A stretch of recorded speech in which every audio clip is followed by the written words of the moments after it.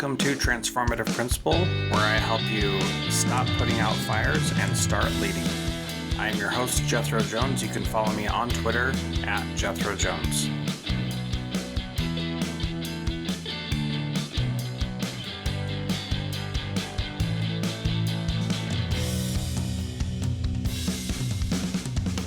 Welcome to the Transformative Principal podcast. I am Jethro Jones, your host, and I am very excited to have on the program today Joel Lavin. He is in his 15th year as an administrator and 25th year as a public educator. He's currently an equity and inclusion administrator for high schools in Eugene School District 4J in Eugene, Oregon. His job is focused on removing barriers for students in high school through age 21 who experience disabilities and autism. Joel has worked with students pre-kindergarten through age 21 in his career. He started teaching as a middle school science teacher and branched out to administration in 2009. Joel has two children who are each about 3 years apart. They are currently in high school and college, and his hobbies include camping with his family, gardening, running, cooking, and martial arts. Joel, welcome to Transformative Principal. Uh, yes, always great to talk to you. And we're going to talk mostly about Great to transition talk to you, services Jethro. today. But tell me, what was most valuable from our conversation for you?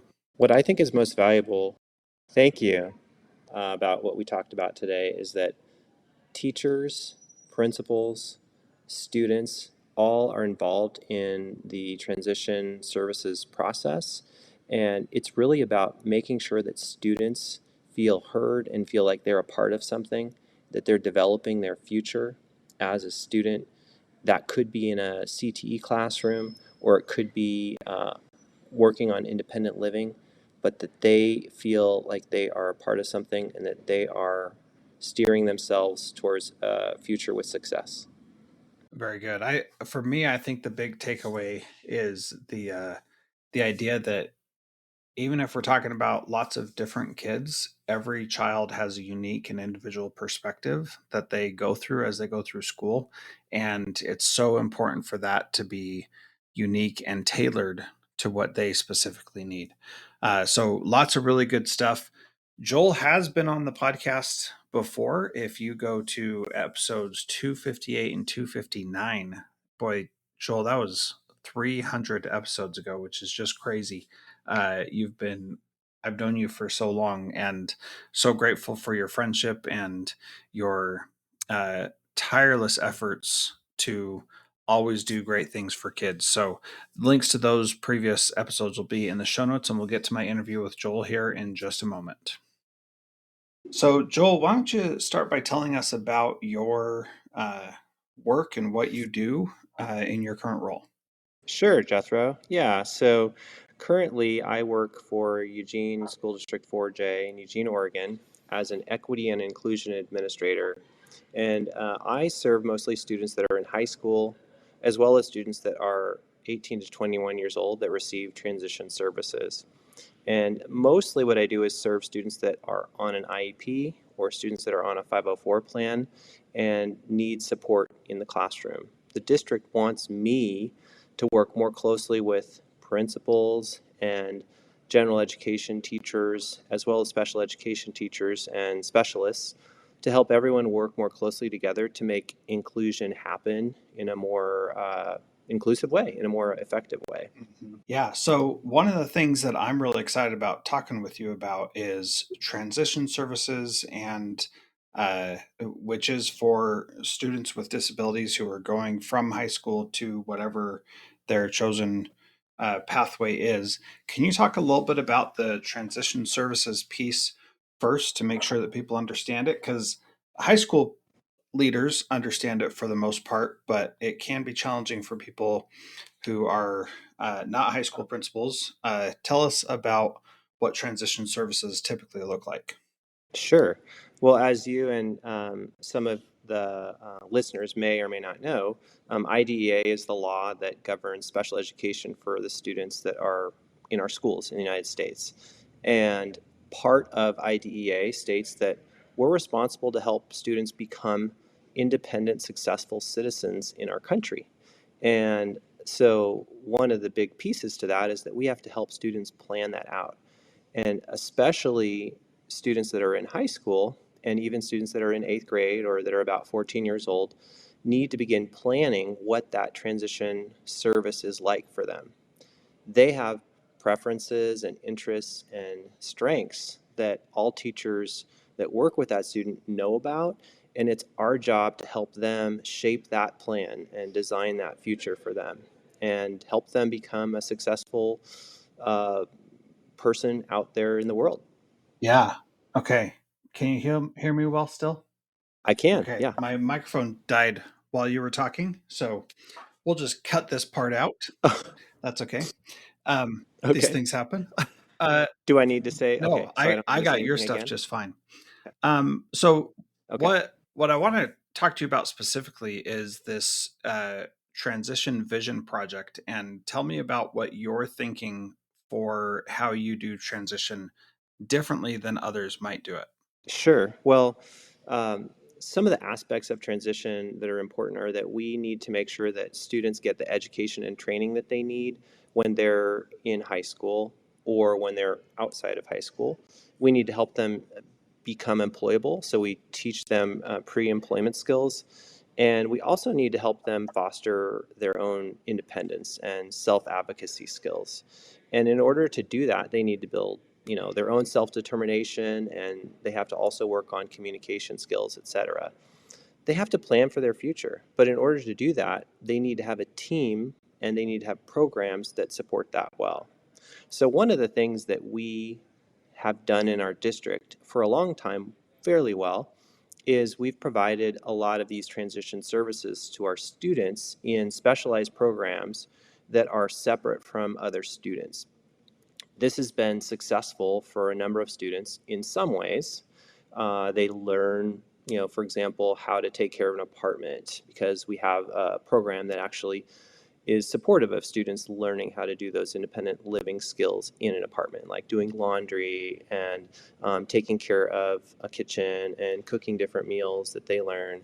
But we also try and get students to job sites. And those job sites are really key and important in helping students develop those pre-employment skills as well as communication skills. We have two separate programs in our district, and one of the programs serves students who sometimes already have a job, and then the other one is serving students who may be more impacted by their disability and don't have a job yet. And when I saw that we had these two separate programs when I started this position 3 years ago, I made the decision that we need to unify those two different programs. And I worked hard on that and brought in a lot of different people to become like more involved and create a unified vision on how to include more students together in and not have separate programs. But in addition to that, to really come up with a set of values that we have in our community and a program that has a set of values that drives the transition programs in our community. So I brought folks together in the fall to talk about what our values are and to create a pathway process. So a pathway process is kind of a way of visioning programming for a set of students. And it's been used in some of um, our other districts in our state. One of the cool things about transition is that there's lots of people in our state that support transition services. In Oregon, there's something that's called the TTAN network, and I can't remember what all of the letters stand for in that, but there's definitely transition in there, and there's definitely network in there. And the TTAN network has a series of trainings that they do for staff, and they also have transition network facilitators. And we had a transition network facilitator come and do work with us. This person directly serves students in schools as well as helping to do visioning and other projects. And I brought this gentleman who works in our county to support us in that visioning process. And he walked us through this process to help our staff think about, first of all, what are our values and what are our North Star things that we're trying to accomplish? What is it that we want to see for our students that live in our community to become more successful? And then what's possible for our students, what are the things that we need, and who do we need to be involved in those building up of those practices and projects that we're working on to unify these students. And what do we want to see at the end once we're stronger, once we've built a unified program? So he helped us through that process and helped us really design our first stages of this pretty exciting vision. Yeah, I think that it's pretty cool, and I'm glad that you're doing something like this. The thing that is so challenging is that this is a very small percentage in most districts, less than 10% of their students, that requires a lot of time and energy to create and provide these types of services. Um, and and so a lot of people would say, well, there's not that many kids, so maybe it's not as necessary. But these kids have a future and a life as well, so it's definitely worth it. But what else is there that's driving you to make these changes? Sure. Well, one of the things that I think is so exciting about um, this project is that we tried to include a lot of general education staff as well as special education staff when we did this visioning. So that includes folks that are part of the CTE community or career technical education. And one of the big drivers in our state in transition these days is to try and do more work to get students involved in CTE that are impacted by disabilities at an earlier age. As you or some of your listeners may know, a lot of times students that are in CTE programs are maybe not traditionally students going to college, or they're focused on a career instead of a college readiness type pathway. But they often keep students out that may or may not be able to achieve at high school levels. And that becomes a problem for a lot of students, and it doesn't feel very inclusive for those Well, students. and And Joel, if a I want to student has just say, expressed interest in construction or engineering or flying a I'm drone involved or cooking, they may not in have a access to these foods CTE class. programs because And what's they're so put into a interesting is special that education pathway or in they're all of excluded our from some of years, their she's never had here mainstream with my courses that daughter who most is a students do senior. have She is for access the to. first time So, yeah. had that opportunity because she's had to have so many extra special ed type classes to support her. And this year, we this is basically how we made it happen. We said, look, we're fine with the um, English language arts requirements being fulfilled within her social studies class, um, because they didn't have a special ed teacher who could teach her during the period that she would have needed had she uh, if she was taking this foods class. And man, she is just loving this class, and it's so good for her, and she's more interested in helping cook dinner at home and feels a great sense of accomplishment when she does that, and is getting more confident just because she's participating in this. And you're totally right, because of her need for special ed classes, she hasn't been able to have these other experiences that um a lot of other kids could participate in. And it's not that they were excluding her on purpose, but the nature of her needing additional help in core areas and us prioritizing core areas over real life skills has definitely created a problem. And I think what I'm seeing as a dad and what I'm hearing you explain is that you're trying to find a way to bring those real life experiences and real life job skills into their transition services plan, so that they have a way to have both, and that it's not an either or. Me too. Exactly. You know, Yeah. I'm kind of saddened to hear about your daughter and her experiences, but she's not alone. She's not alone, unfortunately. Yeah? And, there's a lot of folks that are meaning well and trying to make sure that students are able to meet their goals that are in their IEP. But sometimes that gets in the way of students being able to interact with their peers that are their neurotypical peers or their students that are non-disabled peers.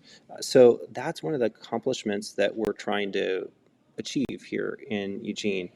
Um, one of the things that I started to do last year was I started to work with some of our transition programs because they asked me, they said, hey, we've heard about this really cool program that you guys have in CTE in the district. It's called Future Build. Future Build is a program where students were able to build a house for a community member in our community. They actually went out, the district purchased a piece of land and they built a house. And it's a pretty awesome program. This Future Build program is a centralized program that allows students from across the district, because we have 4 comprehensive high schools in our district, and any student that is interested in construction and is interested in being involved in that career area is able to join this Future Build program. Of course, enrollment is limited, but it's very popular, and the students go to a site and they help, first of all, build a house for a family, and that house was given away. In addition, they've been building sheds to help our unhoused community have more stable housing. And so they've been building a series of sheds that are kind of like what you might have heard of, like Conestoga huts, or these house environments that are dry and warm and able to serve someone who's unhoused. So our school district is doing this in a centralized way, and they are interested in working with more of the students that are in our transition programs. So I was able to have conversations with the administrators that run that Future Build program, as well as the teachers that work in our transition programs, and the administrators that work in the district office that help organize some of these projects. And they allowed some of our students that are in transition services to access these programs, even though they are out of high school. So we had students that were 18 to 21 that started school this fall, working on a job site that is this school site, which is just amazing. And the students really enjoy it. They're, as kind of like what you're talking about your daughter. They were excited. They're building confidence. They're interacting with peers. They're building relationships. They're building skills that will help them be employable in a job area that's similar to construction, if not construction itself. And they just have gleaming Hmm, confidence. that's So that's much so cool. that And some of the students we were talk invited to a about statewide transition conference to you speak you about say that. confidence, and I mentioned that earlier, and that is something that um, we, just as a side note, we in education have also made students not confident by doing so much for them, especially kids with disabilities, and how, you know, my daughter can do a lot of things, and I've seen this with a lot of other students also. They can do a lot, but sometimes and oftentimes it's easier to just not do the thing that we know they can do because they know somebody else is going to take care of it for them. And so there's this idea of confidence, but then there's also this idea of I'll just let someone else take care of that for me because I know that that's what they always do. And that's a real thing. And I love how what you're saying gets kids opportunities to be truly involved and do something um, that is going to make an impact for them and also for others as well. You, I just think that's so important, and it's such a small thing that it's so easy to overlook, but when you know these kids and you see what they're experiencing and see how they are changing and growing and adapting, it is really powerful. Do you have any other examples of kids who are doing some cool things? Yeah, well, I'll just tell you that there's some other students that are involved in like a rotation. Yes, in fact, So, that is another Jethro, do you thing know that anything my about daughter's the school just adopted, unified and she sports just started program playing that's run by unified the Special Olympics? basketball. So, will you explain what that is a little bit and then share your story? Sure, yeah. So unified sports are programs that are designed to include students that are athletes, that typically are students who are impacted by a disability, as well as partners. And these partners work with the athletes to help them participate in sports, and they actively teach and support each other in a classroom environment that's a inclusive environment. So there might be a basketball class or there might be a volleyball class where students work together as a team. And there's a set of values that the Special Olympics has created to help teachers understand this curriculum a little bit more. But typically, there's two teachers that teach the class. There's a general education teacher that might be a PE teacher, as well as a special education teacher, and maybe an instructional assistant or two in the room. But what happens in that experience is really magical. Students build really strong relationships. They feel empowered. They feel excited about being on a team like they've never been on a team before. And they actually compete. In Eugene, we're going to be having some basketball games to compete against all the comprehensive high schools in the month of February as well as in March, and the students are just really, really excited about it. So the unified sports program is actually larger than unified sports. So I'm kind of going off on a tangent here, but I'm trying to get back to it. So what you need to understand is that there's classes that are taught that are unified programs, and there's also competition. Sometimes schools don't have enough FTE or time to be able to actually offer courses, and so they offer after school programs. In our district right now, we have a unified robotics team, and there's a unified robotics team that's working after school doing a number of things. In addition, one of our high schools has decided to create a rotation. So they're having a unified program that includes different CTE programs. So they have a unified sports program, they have a unified performing arts music program, and then they have a forestry unified program, and then they have like a robotics type program. So the students are going to, on a semester cycle, rotate between these four different programs in our community. So in a 6 week cycle, the students are going to join a group of students and explore these different career areas over a semester.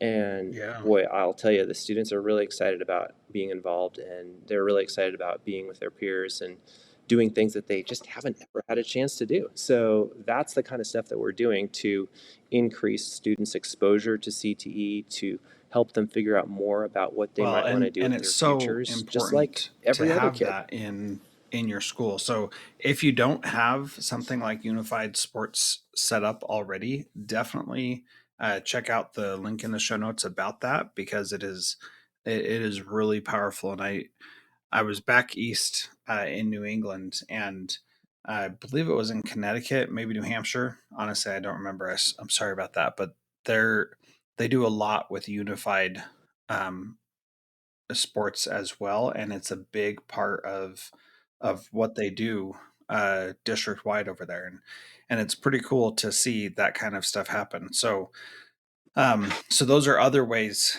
to help kids be involved. And I believe you you have a story about a kid who started as a freshman in a charter school during the pandemic. Can you tell that story? Certainly, Sure. just first name Yeah, only. so there's a We're student. fine with that. His Yep. name, I think I can share. His name is Ryan. So, yeah, just first name.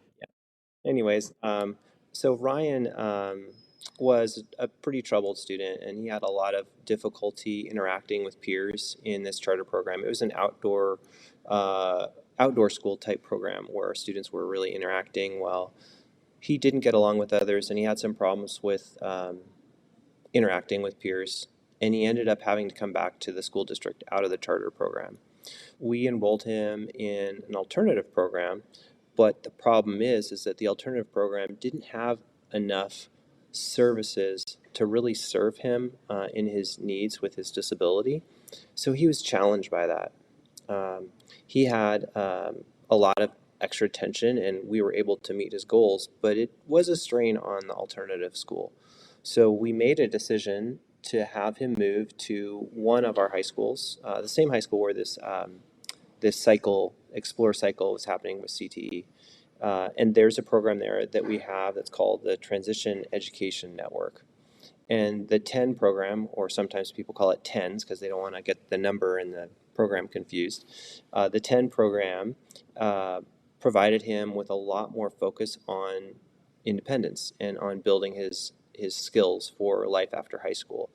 And he immediately, blossomed. And in that process of figuring out what his preferences and interests and strengths are, we discovered that he wanted to go into construction. And so we enrolled him in this program, and he was able to go to the Future Build program for half of his day, several days a week. And so he's going up to this place where they do the Future Build construction, and he's involved with his peers. He's interacting more. He's super excited about construction itself, and he feels this sense of like self-worth and confidence that you just see when he's walking down the hall, which knowing what he was like when he was a sophomore when I first started working with him is just like night and day difference. He's found his calling, as some people say. Like, he's just really excited about school. He's interested in being in that environment, and the connections that he's made are just really valuable for him as far as his future employability, as well as just a sense of confidence and communication skills that he's been able to build that he wouldn't have had an opportunity to do if he didn't have that kind of environment to help Yeah, him that's interact incredibly with powerful. uh, And peers that are non-disabled. I think when we look at these situations, it's so valuable to speak about individual students and what they're able to accomplish, because each path for each student is very personal and unique to them. And when we can find ways to really support them in a powerful way, then it's incredible and so inspiring. Joel, I want to thank you for being part of Transformative Principal today. Any final words before we sign off Yeah, about the work that you're doing there in Eugene? sure. Yeah, I think just one other point I wanted to make is that a lot of this work wouldn't happen without real collaboration, without real interest of administrators to support this idea, and without the transition network facilitators from the state, without principals that are interested in making changes and trying to create more inclusive environments, and to have their teachers do more inclusive practices. So I think inclusive practices is the key thing here. General educators as well as special educators can really make a difference when they get together, because it's not just about them sharing resources or supporting each other a little bit more with figuring out how to serve one student, but there's just this sense of connection and community that's created when we do inclusive practices well, that makes a difference for students. And it's just very valuable for a community in general, not just the school, but the larger community, because these students uh, are part of our lives for a long time, and they're part of our Yeah, community, and absolutely. everyone My deserves to final be question cared that I for and asked Joel supported is, and what is one feel thing that a successful in their principal community can long do term. this week to be a transformative leader like you? Oh, sounds like a cart was just going by. Yeah, that's all good. Okay, Yeah, no worries. that's why I didn't respond right away. And he's going to get on the elevator here in a Yeah, second, so for I'm just going to sure. talk for a bit. Um, Yep. that gives Well, me it's a been chance to fine think too, except for so he's that going to little cut piece this right part out. there. But I told you I was in an open environment, so yeah. All right, he got on, so he's going to close the elevator, and then I'll respond. Okay. So, yeah, Jethro, I think the biggest thing is to make sure that you continue to convey the message that inclusivity and inclusive practices are important for all staff to be a part of. It's a team effort to make sure that everyone feels supported and like they have a path.